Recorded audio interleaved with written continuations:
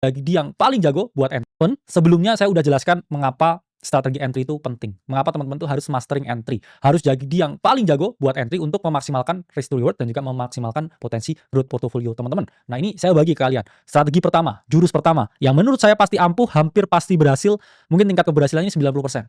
Yaitu apa? Yaitu adalah strategi entry menggunakan Fear and Greed Index. Apa itu Fear and Greed? Jadi pada dasarnya hanya ada dua spektrum emosi manusia di market. Yang paling kiri itu adalah fear atau rasa takut, dan yang paling kanan itu adalah greed atau rasa serakah. Jadi teman-teman harus paham, ketika harga ini turun, orang ini cenderungnya ini takut. Waduh, ya foto saya misalkan tadi, saya beli setelah pump 30%, dia retest 15%, saya udah takut, saya cut loss daripada minus 50%. Kemudian ada yang serakah ya, misalkan mereka beli entry udah naik 30%, gak mau take profit, pengennya 300%. Terus tiba-tiba harga itu malah mengalami penurunan. Jadi Fear and Greed Index ini strategi yang hampir selalu berhasil. Apalagi kalau kita terapkan di major market seperti Bitcoin, Ethereum, dan juga top 10 aset kripto yang lain. Ini psikologis dari para retail. Saya nggak menyalahkan retail, atau saya nggak bilang pemula itu bodoh, atau saya nggak bilang juga orang yang pemula ini nggak ngerti apa-apa. Tapi faktanya ini adalah blueprint mengenai bagaimana manusia itu berpikir, bagaimana otak kita itu bekerja ketika kita menerima rangsangan sesuatu. Rangsangan itu bisa juga dari informasi kita lihat marketnya. Kan market ada warnanya merah, hijau, dan lain sebagainya. Itu memberikan stimulus rangsangan ke otak kita, dan kita selalu memiliki bias atau kecacatan berpikir dari keadaan tersebut. Nah, pada dasarnya hampir semua retail 95% itu mau beli suatu aset, mau beli Bitcoin, itu justru ketika harganya naik, teman-teman.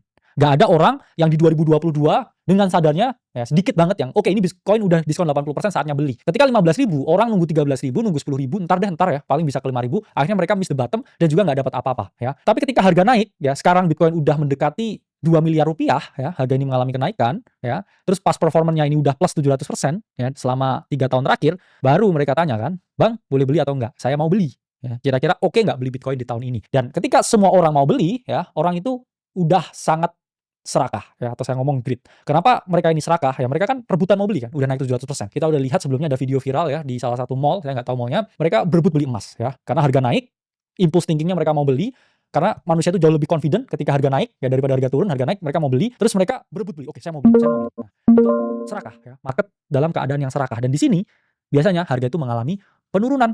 Dan hal yang berbeda terjadi ketika ini harga turun ya, sama seperti Bitcoin tadi 2022 ya, dari 69.000 ya sempat turun ya sampai 15.000. Ini orang-orang mikirnya wah ini pasti bisa turun terus nih ya. Saya nggak mau kalau nanti dia di 10.000 saya jauh lebih rugi lagi. Malah mereka berpikir ketika harga turun mereka itu mau jual. Kalau satu orang jual, yang lain jual, semuanya jadi takut. Kalau takut nggak ada yang mau masuk market karena mereka berbondong-bondong jual. Ya kamu udah jual, aku jual ya. Jadi harga terus mengalami penurunan sehingga market itu mengalami yang namanya ketakutan, atau dalam mode yang fear mode. Jadi teman-teman harus paham bahwa ini adalah footprint, ya, ada blueprint bagaimana otak manusia itu bekerja. Nah, kalau teman-teman mau cuan di sini, ya teman-teman harus reverse thinking atau berpikir kebalikan orang normal itu berpikir. Jadi teman-teman pun juga harus melakukan engineering bagaimana otak kalian bekerja. Sama biasanya ketika teman-teman lihat gelap itu takut, terus memiliki perasaan ada hantu dan sebagainya. Kalau kamu mau nggak takut ketika gelap, ya kamu bisa nyalain lampunya. Ya, jadi kamu harus berpikir kebalikannya ya. Nah, berarti kalau market serakah atau ketika semua orang ini berbondong-bondong mau beli ya, biasanya kan naik nih ya. Orang serakah, greed-nya muncul. Itu adalah saat yang terbaik untuk melakukan penjualan. Mengapa? Ya karena kita tahu orang yang serakah itu selalu dihukum di market. Dan kalau orang ini udah dihukum, ya semua mau beli, biasanya harga ini mengalami penurunan. Jadi ketika market ini hijau, ya itu adalah waktu yang tepat untuk jual, bukan sebaliknya. Sedangkan kebalikannya, ya ketika market ini takut, ya semua orang menjual, ya ketika chartnya ini seperti ini adalah waktu yang terbaik untuk membeli. Mengapa? Ya karena biasanya ketika orang takut, ada potensi kalau kamu beli dikit aja, ya harga ini akan berubah arah dan juga mengalami yang namanya kenaikan harga. Jadi teman-teman harus dirubah mindsetnya. Pas hijau malah jangan beli, pas hijau itu waspada karena semua orang serakah. Tapi malah pas merah itu adalah waktunya beli karena ada potensi harga ini mengalami kenaikan. Jadi harus memiliki reverse thinking. Oke? Ada banyak indikator fear and greed yang bisa teman-teman gunakan. Kalau teman-teman mau ya level bar, ini bisa gunakan dari alternatif.me. Jadi teman-teman type in di Google alternatif.me. Ini adalah suatu indikator untuk teman-teman bisa melihat keadaan fear and greed market crypto dan juga Bitcoin pada umumnya. Nah, contohnya ini ya, market dalam keadaan yang greed atau serakah. Biasanya nanti bisa ultra greed lagi ya. Artinya apa? Mereka lebih serakah lagi. Jadi, keadaan-keadaan seperti ini justru membuat kita itu harus lumayan waspada daripada ketika fear. Saya masih ingat, teman-teman, ketika harga Bitcoin di 76.000 di bulan yang lalu, semua orang ini ketakutan, mereka calling for lower ya, nunggunya 70.000, tapi waktu itu saya ambil porsi yang cukup gede di portofolio saya untuk membeli Bitcoin tepat di 76.000, dan kita juga ungkapin juga ke member-member di dalam. Itu tepat bottomnya ketika ya anak saya lahir. Anak saya lahir, ini saya mikir this might be a good sign ya. Terus juga market 76.000. Oke, semua orang takut ngomongin global financial crisis dan lain sebagainya ya karena tarif, dan it was the best moment karena semua orang takut, dan kita lihat ya harga ini udah naik 40% lebih. Sayangnya untuk level bar seperti ini, teman-teman ini nggak bisa ngecek korelasi fear and greed-nya dengan grafik harga secara langsung. Padahal kan teman-teman harus lihat dua hal nih, yaitu adalah harga untuk identifikasi potensi support, potensi trigger, potensi candlestick untuk masuk, dan juga indikator fear and greed-nya ini. Bisa sih ya teman-teman, misalkan di kanan, tabel kanan nanti lihat trading view, lihat chart, di kiri lihat ini. Cuman kan ini nggak menunjukkan secara historical bagaimana garis dari fear and greed-nya. Teman-teman kan nggak tahu, misalkan tanggal 1 Mei 2025 ini marketnya greed, extreme greed ya, atau fear. Nggak tahu. Kamu hanya tahu keadaan sekarang, kemarin, dan juga minggu yang lalu. Tapi secara spesifik time frame kamu nggak bisa lihat nih. Nah teman-teman bisa pakai ya tools dari CoinMarketCap ya. Ini adalah perbandingan antara fear and greed dan juga chart ya, dimana teman-teman bisa lihat nih di sini ya, ketika orang ya di sini dalam keadaan takut ya, fear, oke, ini teman-teman lihat nih harga Bitcoin ini benar-benar bottoming ya di sekitar 76.000. Nah ini adalah waktu yang terbaik untuk membeli, dan kalau teman-teman beli di fear ya ini teman-teman lihat ya kenaikannya ini. Nah ini mengalami kenaikan harga. Sama juga nih ketika market itu serakah, sama seperti di awal tahun 2025 ya, ini market serakah, orang greed, oke.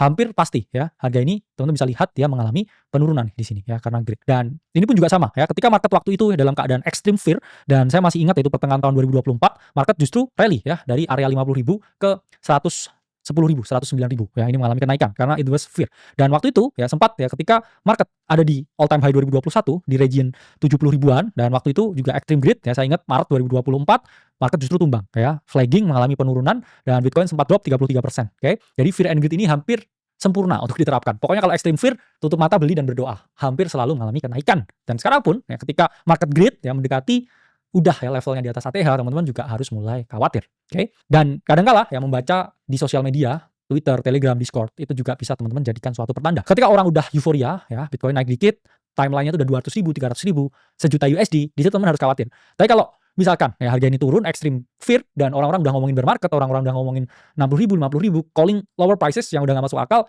itulah momen paling tepat untuk melakukan pembelian. Dan biasanya ya media-media mainstream yang quotes on quotes, orang yang kurang ngerti kripto, mereka nih cenderung bodoh saya ngomongnya. Kenapa? Karena ketika turun dikit, nah ini contohnya nih, ada nih tanggalnya ya, Maret 2025 ya, apa yang disebut di sini, Bitcoin crash ya, crash itu seakan-akan udah nol gini ya, padahal itu cuma drop 20-an%. Itu juga bisa dijadikan ya suatu pertanda this might be a good time to buy, daripada ketika semua orang euforia. Jadi itu adalah indikator fear and greed, indikator untuk melihat ya sentimen pasar, supaya kita bisa melihat nih kapan kira-kira kita bisa melakukan pembelian, dan kapan kiranya kita tepat untuk melakukan yang namanya penjualan. Karena ingat teman-teman, take profit jangan take picture.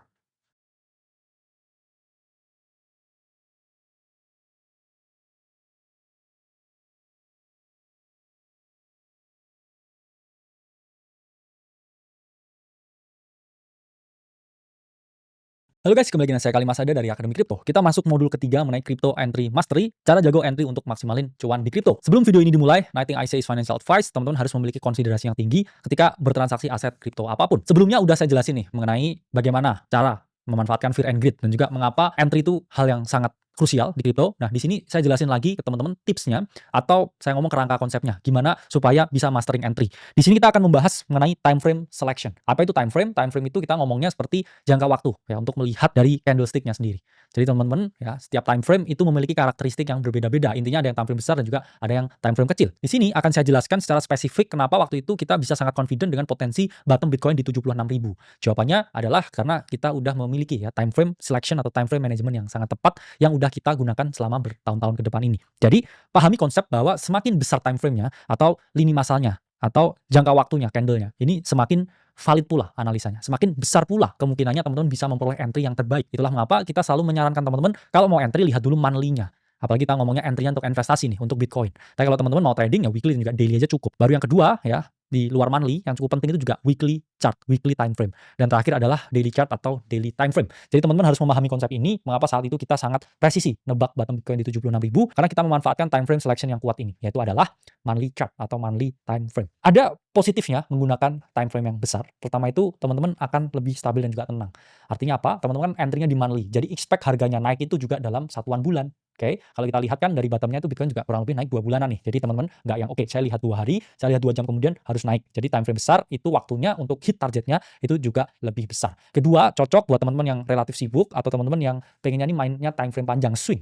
Ya, nggak bisa setiap hari lihat chart, nggak bisa setiap menit pantengin harga, tapi teman-teman tetap bisa berinvestasi di sini. Ini cocok menggunakan monthly time frame. Dan ketiga, ya, kompon ini bisa lebih optimal. Mengapa? Karena potensi di kripto itu pada jangka yang sangat panjang ini cenderung mengalami kenaikan daripada penurunan. Dan ketiga, psikologis ini jauh lebih kuat. Mengapa? Kalau teman-teman lihatnya monthly time frame, ini teman-teman nggak FOMO. Kalau lihat candle kecil, 15 menit ke-pump, terus teman-teman pengennya itu all in. Jadi inilah pentingnya, inilah dasar-dasar yang kuat mengapa teman-teman ini harus menggunakan ya time frame yang gede, terutama untuk teman-teman yang para pemula. Big time frame itu juga ada negatifnya. Pertama, karena durasinya lama, dia responnya lambat. Jadi teman-teman kalau mau expect kenaikan dengan lihat monthly time frame ini jauh lebih lama dibandingkan ketika teman-teman lihat time frame yang kecil.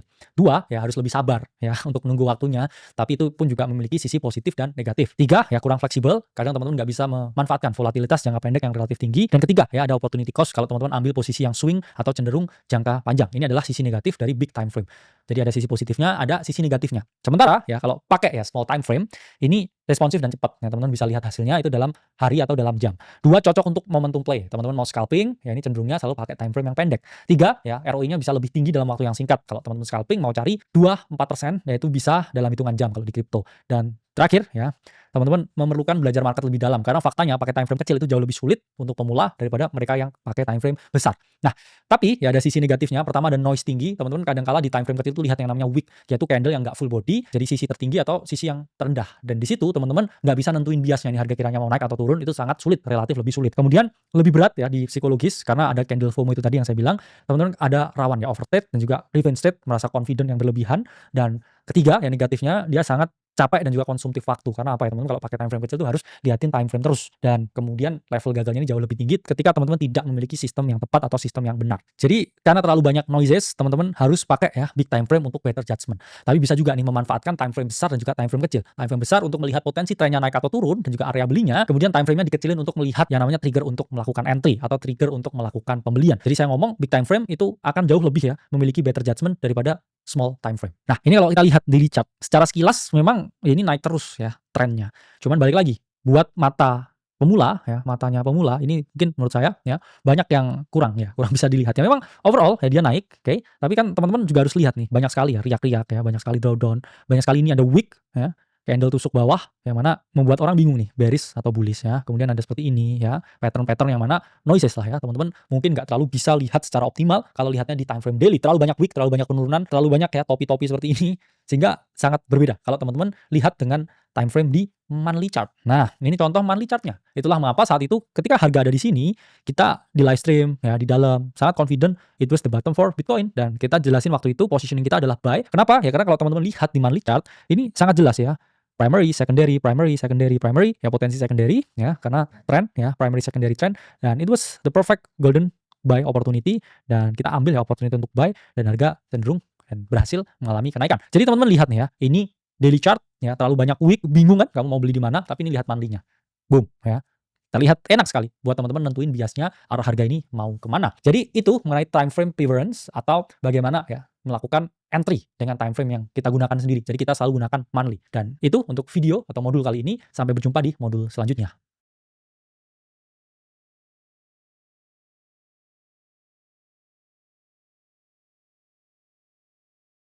Ada dari Akademi Kripto. Kita memasuki modul keempat mengenai Crypto Entry Mastery. Cara jago entry untuk maksimalin cuan di kripto. Nah, sebelum video ini dimulai, nothing I say is financial advice. Video ini hanyalah referensi, bukan ajakan jual beli. Ketika teman-teman mau mencoba melakukan analisa sendiri di aset kripto ya. Jadi teman-teman juga harus paham bahwa aset kripto ini memiliki risiko substansial yang cukup tinggi dan harus berhati-hati dalam melakukan transaksi apapun. Nah, sebenarnya udah saya jelasin banyak nih teman-teman, mengapa entry itu penting. Kemudian bagaimana cara memanfaatkan Fear and Greed Index, kemudian saya jelasin juga time frame preference yang kita pilih sehingga kita selalu presisi ketika nebak bottom ya. Kita nebak bottomnya Bitcoin dengan perfect di 76.000 dan sekarang udah balik ya di atas ATH di atas 110.000. Jadi teman-teman harus paham ya apa yang kita lakukan, berbagai teknik-teknik, berbagai pendekatan yang kita miliki ini kita ajarkan secara sukarela ke teman-teman semuanya di sini supaya teman-teman juga bisa belajar.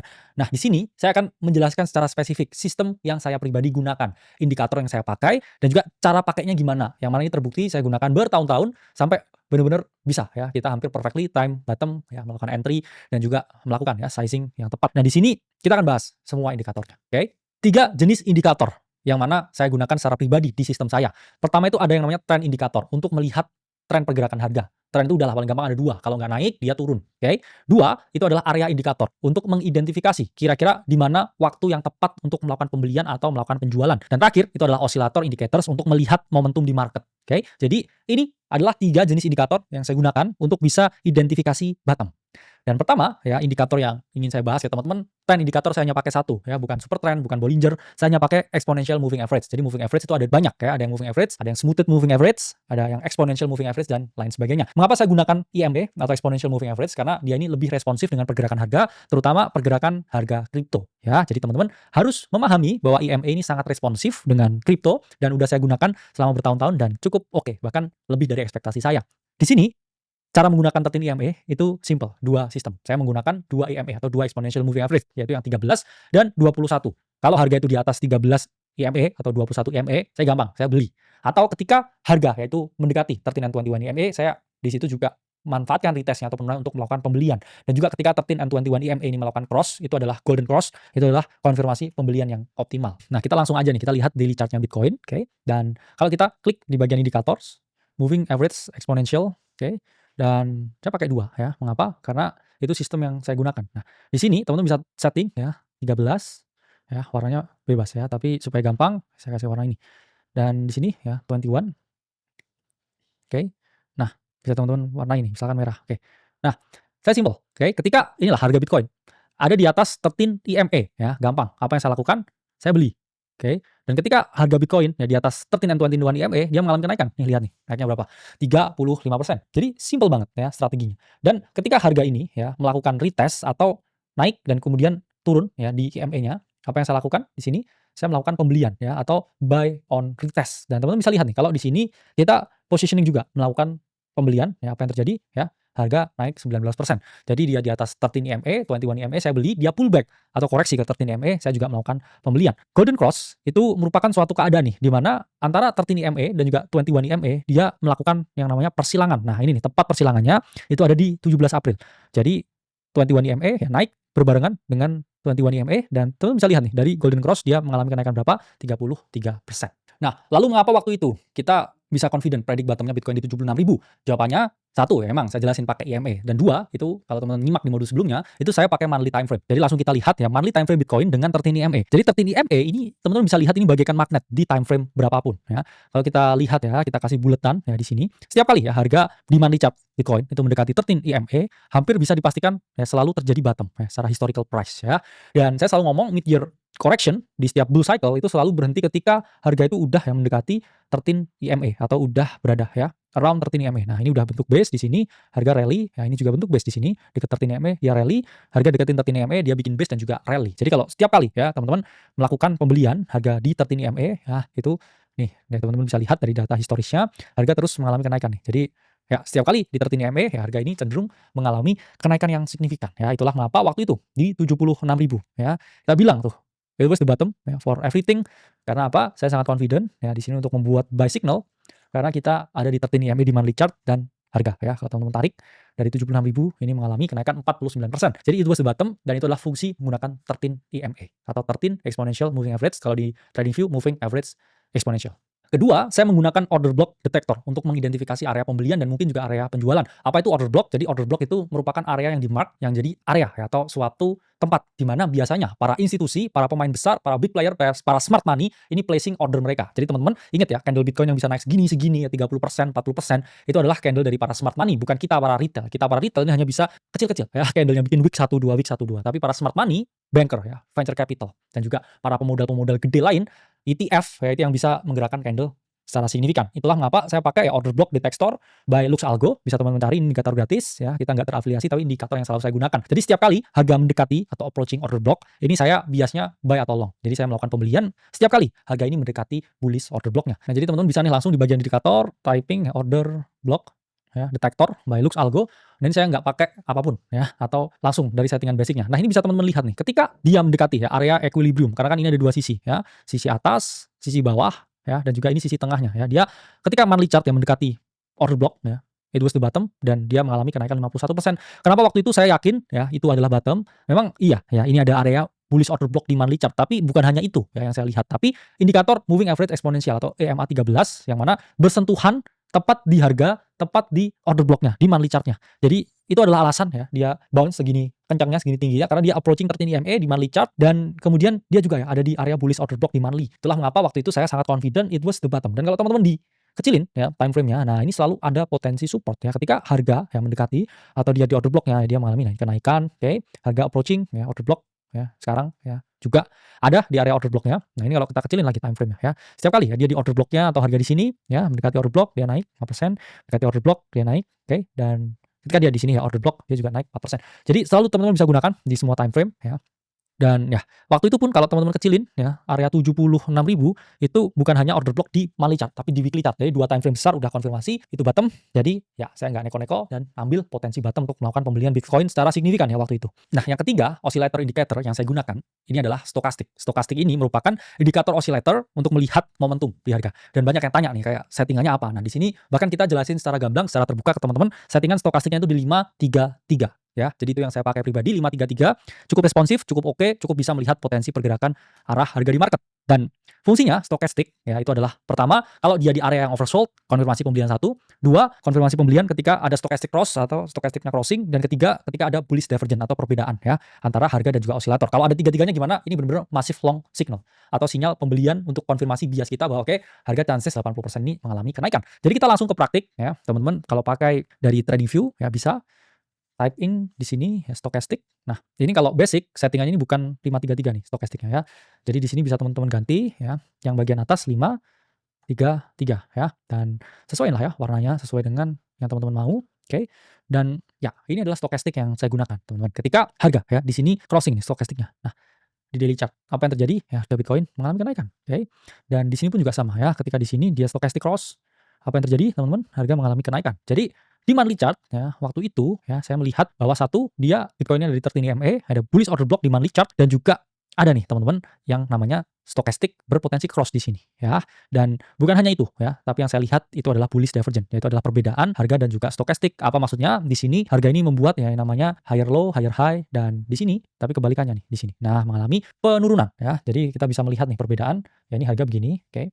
Dan oscillator begini. Oke, ini adalah bullish divergence nih. Ini harga. Oke. Dan ini adalah oscillator.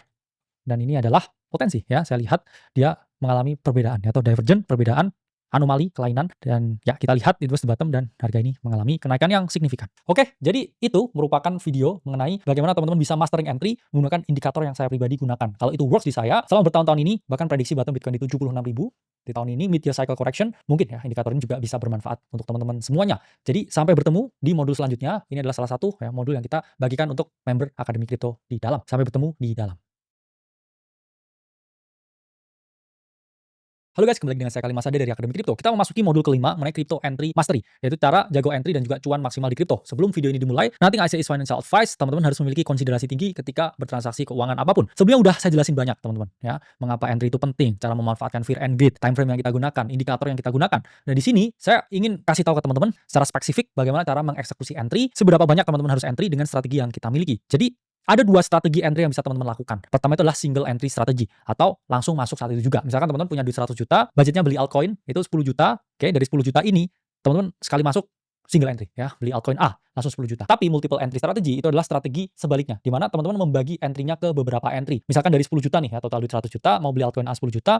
Kalau mau melakukan entry, teman-teman split 5 kali, split 4 kali ya. Beli 2 juta setiap entry atau 2,5 juta setiap kali entry. Single entry, saya melihatnya ini memiliki banyak sekali kelemahan. Pertama, teman-teman timingnya harus sempurna. Kayak yang saya bilang tadi. Oke, 76.000 bottomnya Bitcoin. Teman-teman 100 juta, misalkan 100% beli di situ, harga naik 50%, teman-teman udah cuan 50 juta. Dan kedua, sizing-nya harus tepat nih. Oke, saya ini yakin bottom, saya harus 100 juta. Langsung ya. Sebenarnya nggak semua orang ya punya conviction yang sama seperti saya. Dan ketiga, psikologisnya kuat ya. Biasanya kalau ini ditarik turun dulu ya, misalkan 100 juta terus dia drop ya 15%, udah minus 15 juta, teman-teman akhirnya cut loss. Jadi ini kelemahan dari single entry. Itulah mengapa kita prefer teman-teman ini untuk pakai yang namanya multiple entry strategy atau membeli secara bertahap. Timing nggak harus sempurna, lebih longgar, bisa beli beberapa kali. Kemudian fokus ke harga rata-rata, yang penting bangun ya average entry yang bagus, dan juga nggak ada tekanan psikologis nih. Kalau misalkan teman-teman single entry itu sama aja all in ya, di satu pair dengan jumlah yang teman-teman udah sepakati. Jadi ada tekanan psikologis. Tapi kalau multiple entry ini nggak ada tekanan psikologis yang bisa teman-teman dapatkan. Nah, ini contohnya ya multiple entry strategi misalkan dari Bitcoin di tahun 2022. Nah, ketika turun, teman-teman ini nggak tahu bottomnya for sure di 15 ribuan. Kalau waktu itu teman-teman tahu ya, teman-teman udah jadi kaya raya, tapi apa yang terjadi kalau teman-teman mau all in di 15 ribuan? Pasti teman-teman berpikir pengen harga lebih turun lagi ke 13 ribu, ke 10 ribu, bahkan ke 8 ribu. Ya ada harusnya teman-teman ini terus melakukan pembelian ya ketika harga ini udah di area yang benar-benar jenuh jual ya. Mungkin di 20 ribu beli, diangkat dikit beli ya, ke 18 ribu beli, dan sampai ya ke misalkan di sini 15 ribu beli, sehingga teman-teman membangun yang namanya average buy atau harga rata-rata beli. Dan ketika naik ya ntar teman-teman juga bisa exitnya partial juga. Oke, jadi ketika teman-teman di sini beli, harga rata-ratanya ini kebentuk di sini. Tapi kalau teman-teman misalkan ya jago banget nih, punya entry yang bagus, oke, ini teman-teman skip ya, skip pakai single entry, terus di sini beli ya. Kamu berarti rata-ratanya harganya ini nggak di sini ya, tapi rata-rata harganya di sini. Pasti kan cuannya ya potensinya jauh lebih besar ya, karena dari sini ke atas sini ya, paling lebih dari 100% di sini. Cuman balik lagi ya, kita nggak ada yang bisa sepresisi itu entry-nya. Jadi oke juga buat teman-teman bangun yang namanya average entry dan menerapkan multiple entry strategi. Ini contoh ya di skenario Bitcoin tadi, kalau kita pembelian pertama di 18.000, 25.000 masih beli, 18.000 beli, 21.000 beli, dan terakhir di 16.000 beli, kita average kita di 20.000 di siklus ini. Oke, dan nanti ketika dia mengalami kenaikan ya, bahkan sekarang pun Bitcoin udah 110.000, cuannya udah 5x lebih ya teman-teman. Jadi harus tahu ya entry masuk dan keluar yang terbaik. Tapi kalau teman-teman ya misalkan pakai single entry dan masuknya di 16.000 ya, teman-teman punya selisih ya kurang lebih 3.000. Tapi kalau dipikir-pikir ya nggak ada yang tahu bottom juga ya, dan 3.000 ini kan juga nggak terlalu signifikan juga ya teman-teman. Dan ini pun juga bisa teman-teman terapkan ketika teman-teman trading altcoin ya, mau beli altcoin dari duit 100 juta, budgetnya 10 juta, teman-teman bisa masuk 2,5 juta, 2,5 juta, bangun average entry, dan ketika dia naik ya teman-teman bisa jual dengan average buy yang jauh lebih oke. Jadi ini contohnya ya penerapan multiple entry. Misalkan tadi kan udah saya jelasin pakai 13 and 21 EMA ya, kalau harga mengalami kenaikan dan dia pullback di 13 and 21 EMA, teman-teman bisa beli nih di sini ya. 2,5 juta, oke, 2,5 lagi di sini 2,5 lagi, terus beli lagi ya 2,5 lagi. Teman-teman bisa bangun ya harga rata-ratanya, ntar malah ketemunya di sini ya, average price, dan ketika harga mengalami kenaikan ya dia rally ke sini. Nah ini teman-teman masih bisa cuan nih dari selisih ya harga beli dan juga potensi harga jual yang akan teman-teman lakukan. Jadi kita selalu saranin teman-teman pakai multiple entry strategi, jangan single entry strategi, terutama untuk kalian yang masih pemula. Semoga modul ini bisa membantu teman-teman ketika mau mastering entry dan bisa ya dapat harga entry yang paling baik. Sampai jumpa di modul selanjutnya.